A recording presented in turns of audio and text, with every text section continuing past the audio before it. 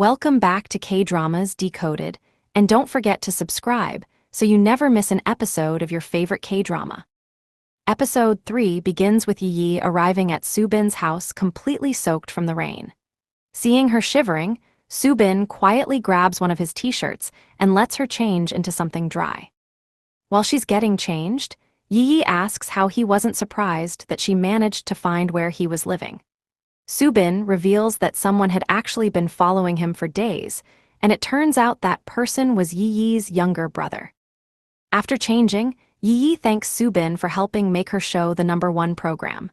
She invites him to appear on the show again, but Subin jokes that it's a strange way of saying thank you. Rather than giving her an answer straight away, he tells her he'll think about it. As they leave together, Subin reminds Yi that she once said she didn't want to work with him. Yi admits that's true, but explains that her personal feelings and her job are two different things. No matter how complicated their relationship is, she still wants him on the show. The pair head out for lunch together. During the meal, Subin quietly picks all the carrots out of Yi's food, remembering that she's hated carrots ever since they were children. The thoughtful gesture catches her by surprise and briefly reminds her of the bond they once shared. Yi then asks why he's eating out instead of visiting his mother, who lives nearby. Subin avoids the question completely. As they're walking back, Yi receives another phone call from her producer.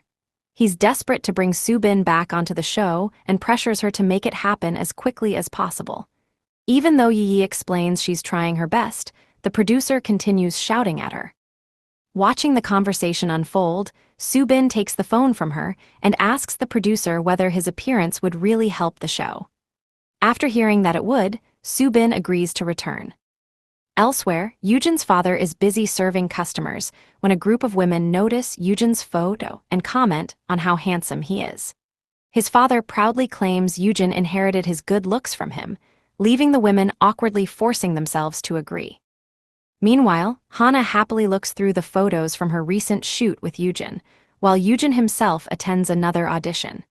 Despite trying his best, he's forced to repeat the same scene over and over before ultimately being rejected once again.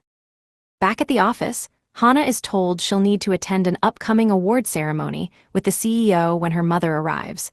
Hana questions why only the people at the top receive recognition when the entire team contributed to the project. Her mother explains that's simply how the world works, insisting that those standing at the front receive the fame, power, and success. Frustrated, Hana argues that her mother only cares about image and status before being told to lower her voice, because even the office walls have ears. Back in the village, several elderly women gossip about Subin's return, wondering why the boy who was expected to become a doctor is now helping Yi's television show. Subin's grandmother overhears them and quickly shuts the conversation down, reminding them that Subin is staying at her house. Moments later, Yi and Subin walk by together, prompting the women to smile and joke that the childhood sweethearts are together again. After returning home, Subin hands Yi back the script she wrote before finally telling her the truth about why he disappeared years ago. He explains that on the day Yi was waiting outside his house, his father locked him inside because he refused to become a doctor. His father beat him badly, but Subin refused to change his mind. Everything changed when his mother stepped in to protect him and was injured herself. Unable to watch her suffer any longer, Subin finally gave in and agreed to follow his father's wishes. Instead of forgiving him, Yi becomes even angrier. She tells him that hearing the truth doesn't erase the pain he caused. Before today, she only thought he was a bad person, but now she sees him as a pathetic coward who ran away without trusting her. Taking back her script, she leaves him standing there alone. That evening, Yi tells her mother she's still struggling to find enough money to cover the rent, but promises she'll find a solution.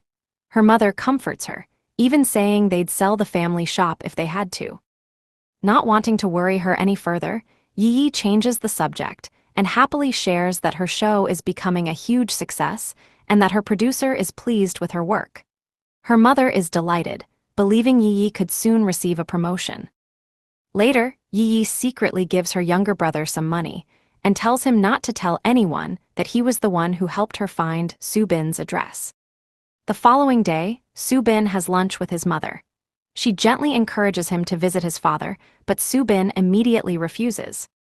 On his way home, he notices that Yi accidentally left his t-shirt behind. Meanwhile, Yi is walking when she suddenly drops her belongings. As she picks everything up, she finds the old hair tie Soo-bin once gave her. Holding it brings back memories of their school days and the happy moments they shared together. Distracted by those memories, Yi doesn't notice a speeding car heading towards her. At the last second, Soo-bin rushes in and pulls her out of the way. Overcome with emotion, she instinctively hugs him before quietly admitting that even after all these years, nothing has truly been fixed and that some things may never heal. Later, Yi shares the story she's been writing. It follows a young woman whose best friend dies, leaving her determined to seek revenge. Along the way, she falls in love with a man who helps her find happiness again, only to discover he's the very person she's been searching for all along. After hearing the story, Soo-bin says he prefers happy endings, but Yi sadly replies that she doesn't believe this story can have one. In her eyes, one of them will eventually have to die. Elsewhere, Soo-bin meets his friend Jaden and reveals that years ago, Yi's script gave him the courage to keep moving forward when he had nothing. He also admits that he's returned the script to Yi. Shocked, Jaden tells him that the script had the potential to become a huge success and can't believe he simply gave it away.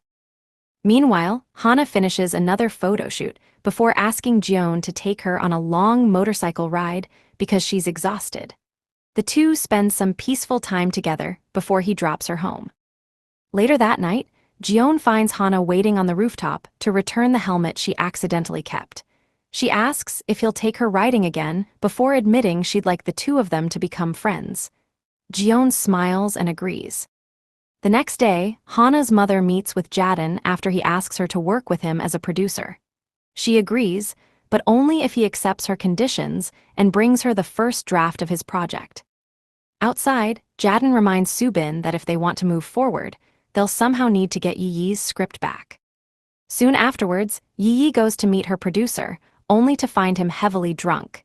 He orders her to drive him home, but she refuses, telling him she's not his driver. Just then, Soo-bin arrives and reveals that he overheard the producer, admitting he only wanted Soo-bin back on the show to boost ratings before firing Yi once she was no longer useful. Hurt and furious, Yi forces the producer into his car and drives off, demanding to know if he'd been using her all along. Terrified by her reckless driving, the producer repeatedly begs her to slow down.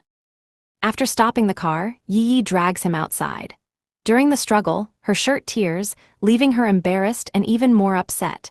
She throws away the car keys before breaking down in tears. Soo-bin quietly catches up to her, gently placing his coat over her shoulders. Fighting back tears, Yi admits she never loved this job. She only kept it because she had to support her family, and now she's devastated to learn she was always considered disposable. A little later, Yi finds herself back at Soo-bin's house. Just as she's about to leave, Jaden suddenly arrives. Panicking, she quickly covers Soo-bin's mouth and pulls him into the bathroom to hide, ending episode 3 on a light-hearted cliffhanger.